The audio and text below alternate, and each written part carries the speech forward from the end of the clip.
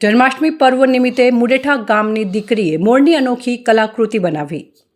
બનાસકાંઠા જિલ્લામાં કૃષ્ણ જન્મ મહોત્સવ નિમિત્તે ઘરે ઘરે ભગવાન શ્રી કૃષ્ણની સ્થાપના કરી પૂજન અર્ચન તેમજ મટકી ફોડ જેવા કાર્યક્રમો યોજાયા હતા, જેમાં ડીસા તાલુકાના મુડેઠા ગામના જોશીપુરા ખાતે રહેતા રાકેશભાઈ જોશીની દીકરી અંજલિબેન જોશીએ અનોખી કલાકૃતિ બનાવી સૌનું મન જીતી લીધું હતું।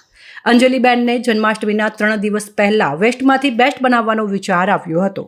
ભગવાન શ્રી કૃષ્ણને પ્રિય એવા મોરની કલાકૃતિ બનાવવાની પ્રેરણાને લઈને તેણે કાગળ, કપડાં અને તાર જેવા વેસ્ટ સામગ્રીમાંથી મોરની આકર્ષક રચના કરી હતી અને ભગવાન શ્રી કૃષ્ણનું સિંહાસન પણ અનોખું બનાવ્યું હતું।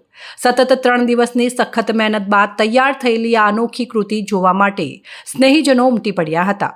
મોરની કલાકૃતિએ સૌનું દિલ જીતી લીધું હતું અને સ્નેહીજનોએ તેમની કલાની પ્રશંસા કરી હતી।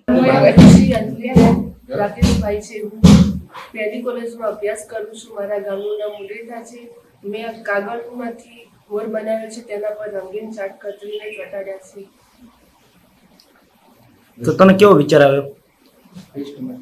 વેસ્ટમાંથી બેસ્ટ બનાવવાનો જન્માષ્ટમી છે તેમાંથી। કેટલા દિવસની મહેનત લાગી આમાં? 3 દિવસની મહેનત લાગી।